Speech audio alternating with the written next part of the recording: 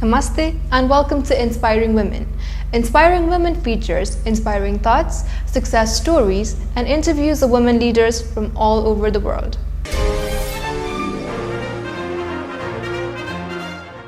We have with us Mrs. Daljit. She is the Managing Director of Vision Planet Australia and also a university lecturer. In one of your interviews, you have said everyone must map their career. How can women map their career? What are the things that they must keep into consideration? I guess it's no different for men or women in mapping the career, but ultimately what you need to be looking at, what is it that you so desire to become, and what is going to be the ultimate outcome of mapping your career.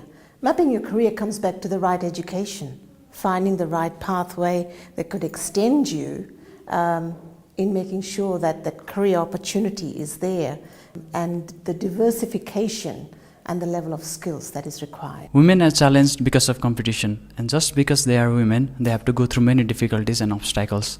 What were the difficulties you faced in your career? As a woman, the challenge is trying to juggle between family, professional life, and your career. Challenges are very good. Challenges also present opportunity and presents risks. And it's a matter of how do you manage that. I always viewed competition as healthy because it made me inspire to becoming something even bigger and better in life. And it's if there is something that I could convey a message to the women is dream big, have the confidence of your goals, and in an equality arena, try and make the most of the opportunities that presents. It is said that after marriage, it is difficult for a woman to handle personal and professional life. How has been your experience? Having a lovely family, understanding family, but as an individual, as a woman, I need to prioritize. And for me, it was always family.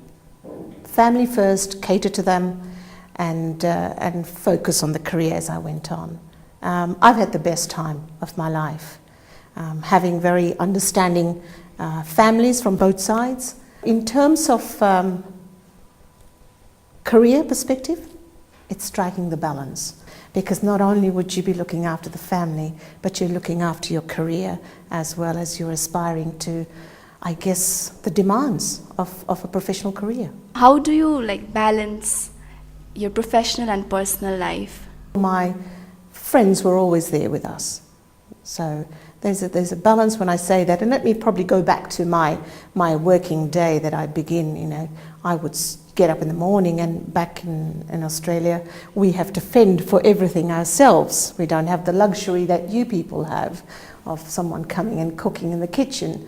So I would make sure that all accommodation for the family is done, head off to work. There's a cut-off point when my son was growing up, make sure that I go and sit and do the piano classes with him, do some homework, and then as the family finishes for the night, then sit back and work until, the night's early hours of the morning. It is the woman of the house that either makes or breaks the family.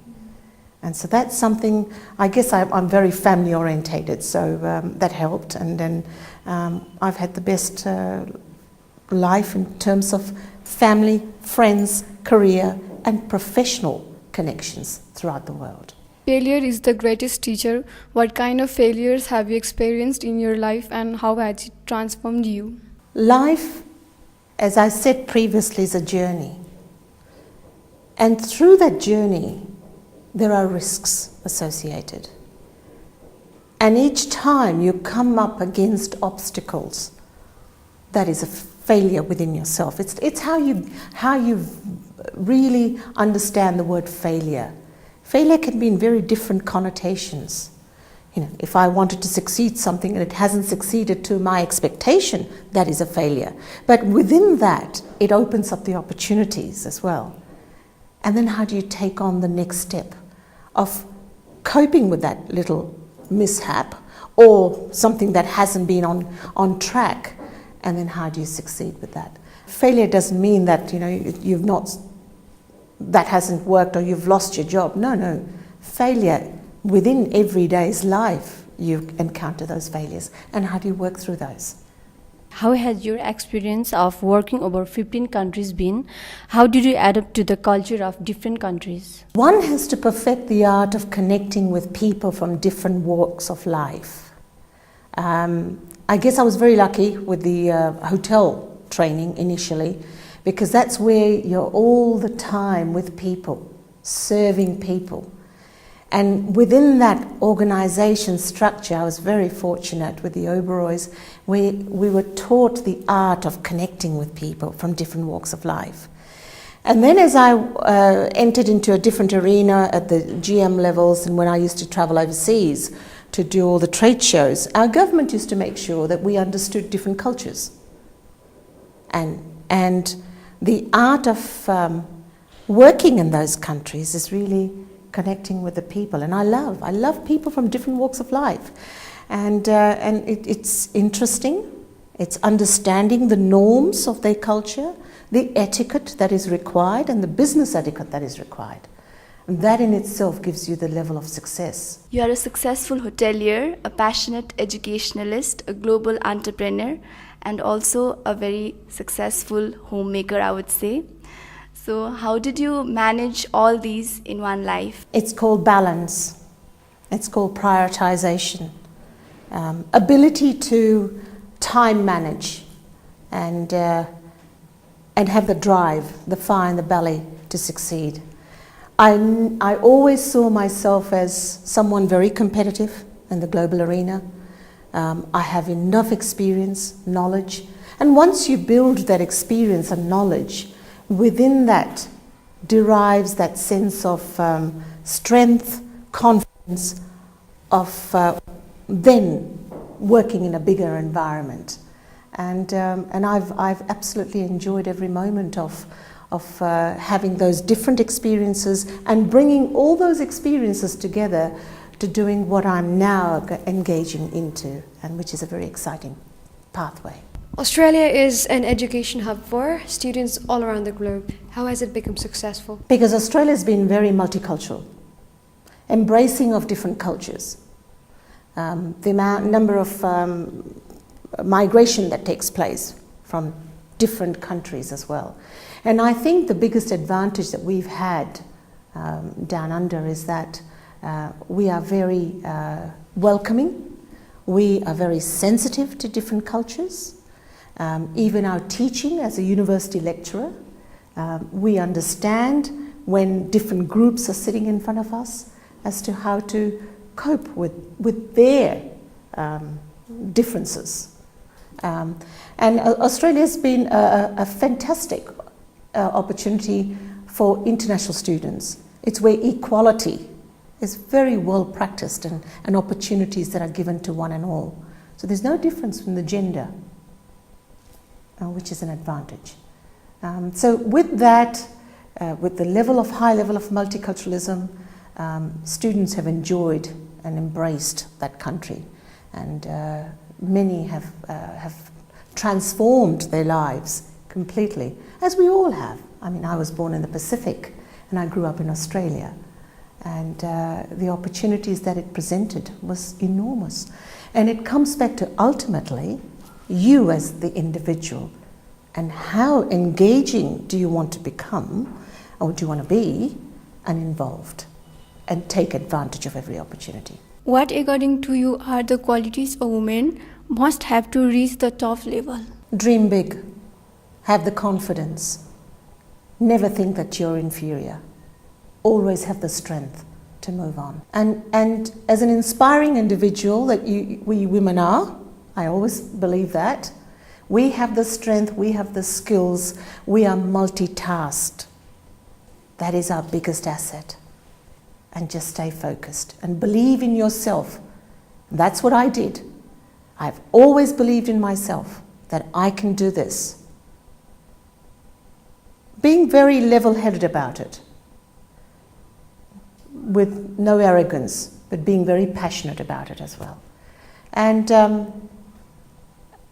anyone can succeed, regardless of colour, regardless of creed, And as long as you're willing to adapt and believe in yourself as to what you're doing, you will succeed.